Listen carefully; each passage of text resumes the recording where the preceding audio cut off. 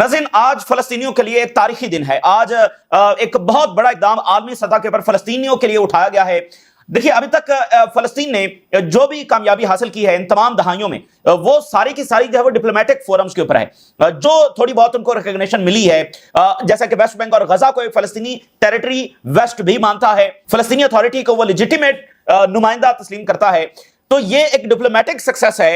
जाहिर है कि आइडियल तो नहीं है, लेकिन जितनी भी रिकॉग्निशन है, चूंकि इजराइल तो मुकम्मल तौर पर फलस्तीन को मिटा देना चाहता है, तो अभी तक जो कुछ उनको हासिल हुआ ये सारा डिप्लोमेटिक फोरम्स पर ही हासिल हुआ है।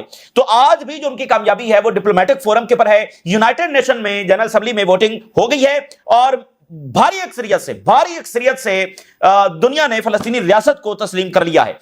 दूसरी तरफ सिर्फ इजराइल और अमेरिका ही खड़े हैं, इधर बाकी यूरोपियन बड़ी पावर्स जो हैं उन्होंने भी इसमें वोट किया है। और जो रिकॉग्निशन होने जा रही है 22 सितंबर को जो मुल्क करने जा रहे हैं, उससे पहले दुनिया ने और यूनाइटेड नेशन ने अक्सरियत के साथ, भारी अक्सरियत के साथ फलस्तीनी रियासत को तस्लीम करने का जो है ऐलान किया है। ये एक बहुत गैर मामूली इक़दाम है जो आलमी सतह के पर उठाया गया है और ये इजराइल को बिल्कुल गवार नहीं गुजरा, नहीं अमेरिका को। और दोनों ने धमकियां लगाई हैं कि बहुत बड़े कॉन्सिक्वेंसेज होंगे इस डिक्लेरेशन के, इस तरह फलस्तीनी रियासत को तस्लीम करने के बहुत बड़े कॉन्सिक्वेंसेज होंगे। तो जाहिर है कि यह बात इजराइल को बिल्कुल अच्छी नहीं लगी है। तो अब इक्वेशन यह है कि वर्ल्ड वर्सेस इजराइल, एक तरफ दुनिया है और इजराइल जब दूसरी तरफ खड़ा है। तो जैसे कतर ने कहा कि इजराइल ताकत के नशे में चूर हो चुका है, तो आप देखिए कि वो कैसे पूरी दुनिया को धमकियां लगाने के ऊपर उतर आया है।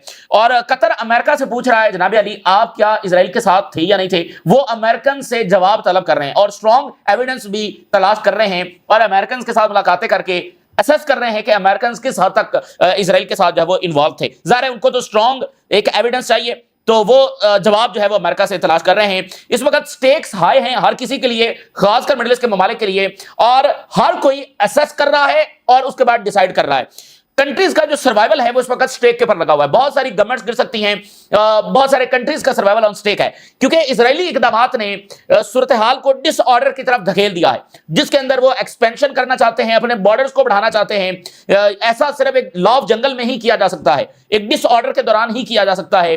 तो इजराइल ने सूरत हाल को उस तरफ धकेल दिया है। इसलिए अब सिर्फ गवर्नमेंट्स नहीं, मुल्कों का जो मुस्तकबिल है, जिसमें उनके कई हिस्से बखरे हो सकते हैं। जैसे आप देखिए इस वक्त सीरिया अपने मुस्तकबिल की जंग लड़ रहा है, इजराइल उसको 3 हिस्सों में तकसीम कर देना चाहता है।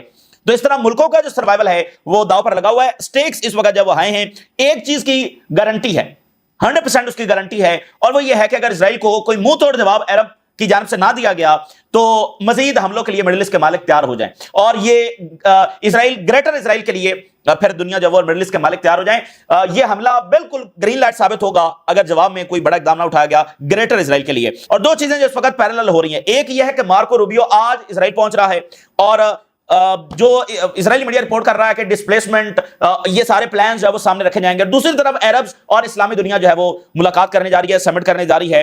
तो ये दोनों चीजें जो है वो पैरेलल चल रही हैं। इधर से अब्राहम अकॉर्ड से भी विड्रॉ हो सकता है, इकोनॉमिक सैंक्शंस भी लग सकती हैं, एयर स्पेस भी बंद की जा सकती है। जॉर्डन और मिस्र जो एग्रीमेंट्स है इजराइल के साथ वो भी खत्म कर सकते हैं, अमन मुआहदे। अगर आप देखें तो इजराइल की तरफ से तो वो अमन मुआहदे खत्म हो चुके हैं। गजा पर हमला उस अमन मुआहदे की खिलाफ वर्जी है। फिलाडेल्फिया कॉरिडोर पर फौज डिप्लॉय करना वो उस मुआहदे की खिलाफ वर्जी है। तो इजराइल तो तमाम खिलाफ वर्जियां कर चुका है। तो बहरहाल वो फलस्तीन के साथ खड़े होने के लिए मुल्क तैयार नहीं थे, लेकिन अब उनका बहुत बड़ा इत्तेहादी मुल्क जिसकी बहुत ज्यादा इन्वेस्टमेंट्स हैं, कतर, खलीजी ममालिक, वो अंडर अटैक हैं। तो अब ये क्या फैसला करते हैं, ये बहरहाल इस बात का इंतजार होगा। लेकिन हर 1 मिनट में गजा पर मुसलसल बॉम्बिंग हो रही है, वहां पर हर तरह का जो जालिमाना टूल है वो फलस्तीनियों के खिलाफ इस्तेमाल किया जा रहा है, और एक एक लम्हा नाकाबिले बर्दाश्त है। और इसकी कोई जस्टिफिकेशन नहीं है कि फलस्तीनी अब 23 महीने से ज्यादा का टाइम हो चुका है, फिर 7 अक्टूबर आ रहा है, 2 साल पूरे हो जाएंगे, तो फलस्तीनी एक एक लम्हा क्या कुछ भुगत रहे हैं। कल भी 50 से ज्यादा लोग शहीद हुए हैं, और इससे पिछले रोज भी 60 के करीब शहादतें हुई हैं। तो वहां पर बॉम्बिंग जब वो इजराइल ने और तेज की हुई है, और जो ग्लोबल फ्रंट्स हैं तीनों के ऊपर हमें एस्केलेशन नजर आ रही है। वेनेजुएला, वहां पर बिल्डअप बढ़ रहा है, वेनेजुएला फौज डिप्लॉय कर रहा है। यूक्रेन में हमें एस्केलेशन नजर आ रही है, और पैसिफिक के अंदर हमें एस्केलेशन नजर आ रही है। अगर हम यूनाइटेड नेशन की हेडलाइंस पहले आपके सामने रखें तो एक हिस्टोरिकल डे है और इसको याद रखा जाएगा। इसको न्यूयॉर्क डिक्लेरेशन कहा गया है, न्यूयॉर्क डिक्लेरेशन इसका नाम दिया गया है, जिसमें फलस्तीनी रियासत को बहुत बड़ी मेजोरिटी के साथ तस्लीम किया गया है। उधर सिर्फ इजराइल और अमेरिका ही बचे हैं, बाकी सारी दुनिया दूसरी तरफ खड़ी हो गई है।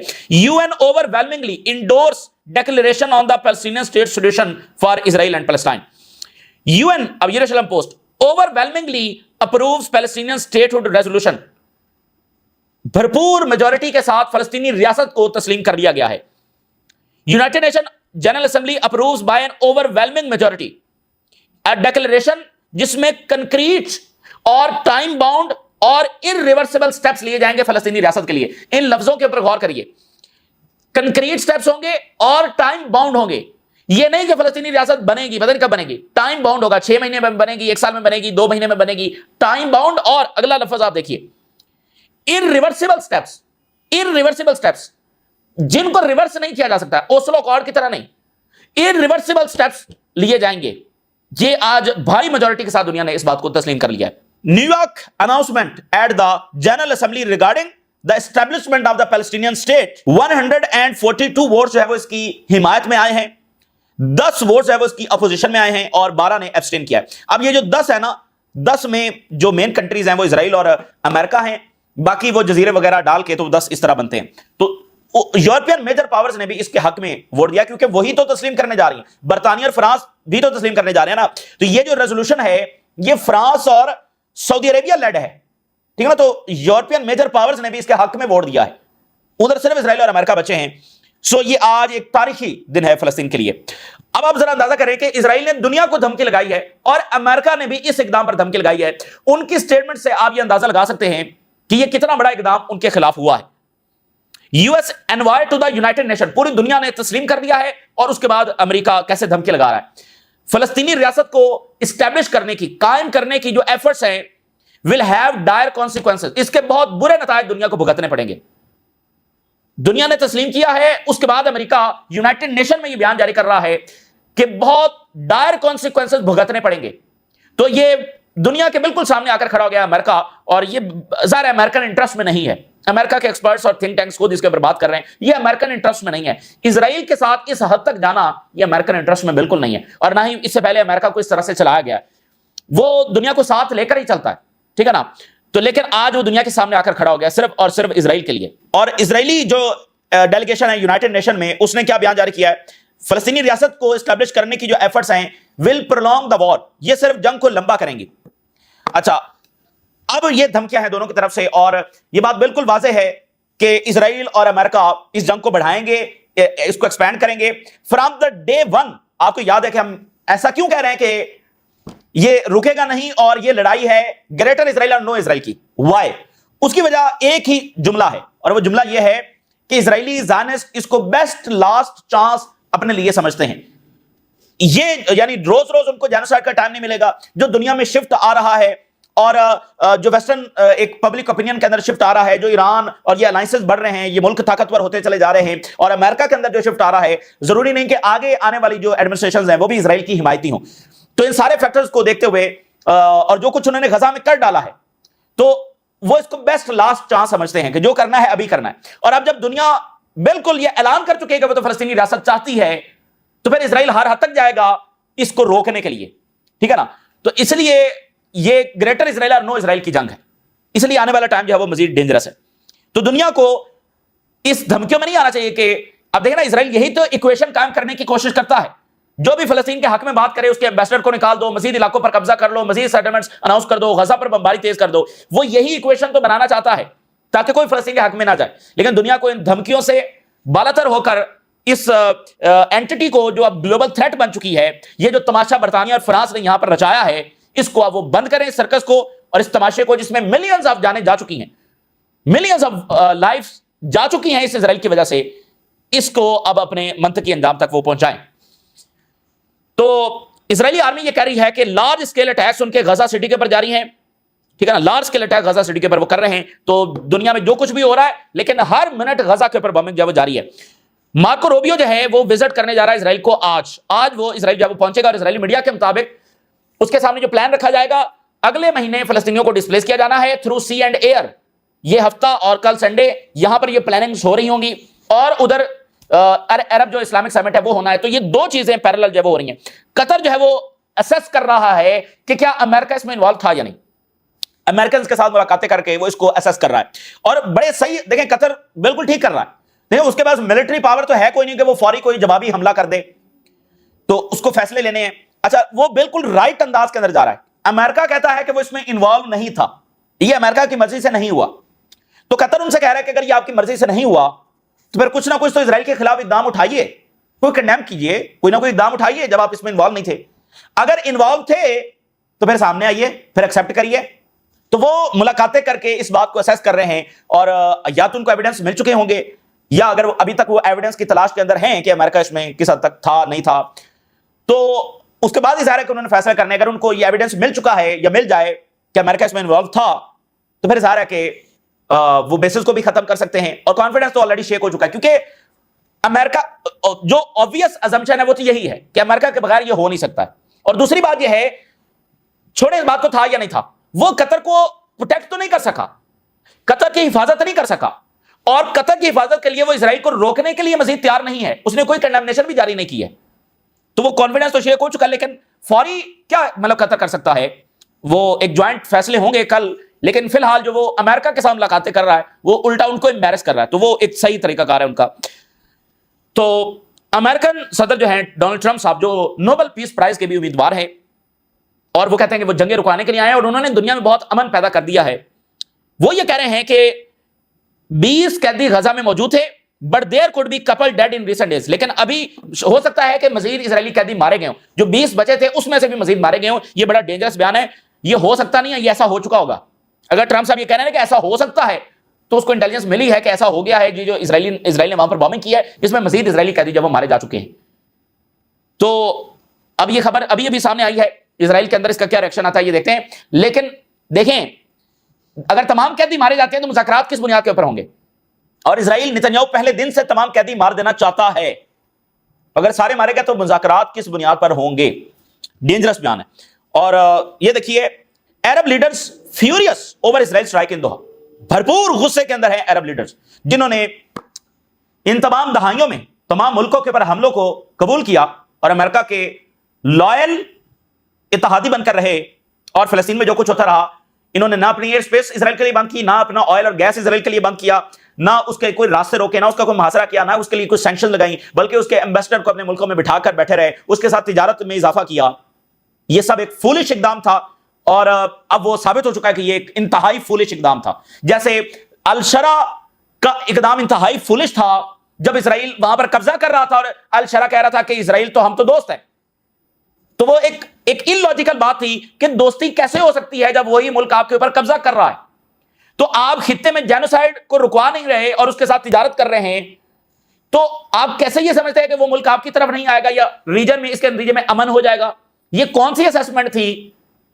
تو اسی لیے اس کا نتیجہ آ جا چکا ہے۔ جب آج کوئی انالیسس کرنے کی ضرورت نہیں ہے، آج وہ نتیجہ سب کے سامنے آ چکا ہے کہ ان کی خاموشی وہ ایک فولش اقدام تھا اور ایک مس کیلکولیٹڈ تھا، ٹھیک ہے نا، کہ صرف معاملہ وہیں تک رہے گا، اور اسرائیل نے جو ان کو یقین دہانیاں کروائی ہوئی تھی، اسرائیل نے ان کے ساتھ ڈبل پلے کیا، اور اس میں قصور اسرائیل کا نہیں ہے۔ اسرائیل تو بنا اس کی تو سرشست میں شامل ہے سازش کرنا، مکاری، جھوٹ، ٹھیک ہے نا، اس کی تو سرشست میں یہ شامل ہے۔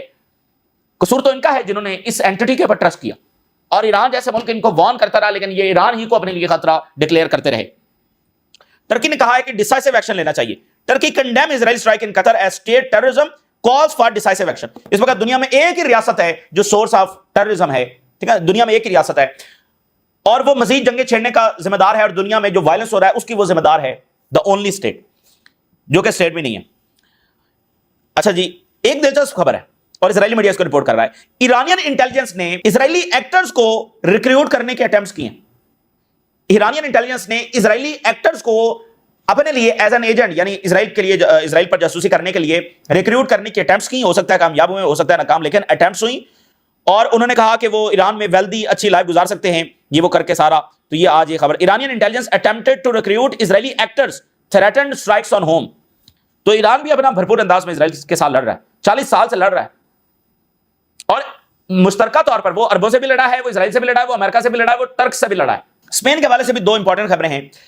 اسپین نے کہا کہ ہم بین کریں گے ایئر سپیس، وہ بڑے غیر معمولی اقدامات انہوں نے اٹھائے، اور اس کا نتیجہ آپ دیکھیے، Spain's ban could hinder Israeli arms import its overall foreign trade. Spain جو ہے وہ اسرائیل کو کوئی اسلحہ نہیں بیچتا ہے، لیکن جو جبرالٹر ہے، جو اس کا راستہ ہے میڈیٹرینین میں داخل ہونے کا، صرف وہی راستہ ہے، تو یہ بڑا امپورٹنٹ ہے، اور یہ اسرائیلی شپنگ کمپنیز کے پاس ہے جو کہ یہاں پر رکتی ہیں ویلنشیا میں اور بارسلونا میں۔ تو ان کی جو ٹریڈ ہے اوورال وہ متاثر ہو سکتی ہے, اسلحہ سپلائی جو متاثر ہو سکتی ہے. تو نتنیاہو نے کہا کہ یہ جینوسائیڈل ریمارکس ہیں ہمارے خلاف. اب دیکھیں نا, یہ پرانا طریقہ کار ہے, ظلم کرنا اور اوپر سے وکٹم بننا. کہتے ہیں یہ دیکھیں نا, ہمیں جب جینوسائیڈ کرنے کی یہ دھمکیاں دے رہے ہیں, وکٹم کارڈ.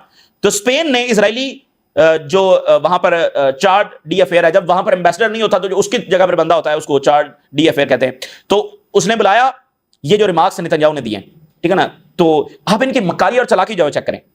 ٹکر کارلسن نے یہ کہا ہے, چارلی کرک جو ہے وہ ایران جنگ کے خلاف تھا اور وہ وائٹ ہاؤس گیا اور ٹرمپ کو اس نے کہا کہ ایران پر حملہ نہیں ہونا چاہیے, حالانکہ وہ پرو اسرائیل اور سارا, لیکن آخری وقت میں بتایا جاتا ہے کہ وہ اس نے اس بات کے خدشے کا اظہار کیا تھا کہ یہ مجھے مار دیں گے کیونکہ میں اب ان کے خلاف بولنے لگ گیا ہوں.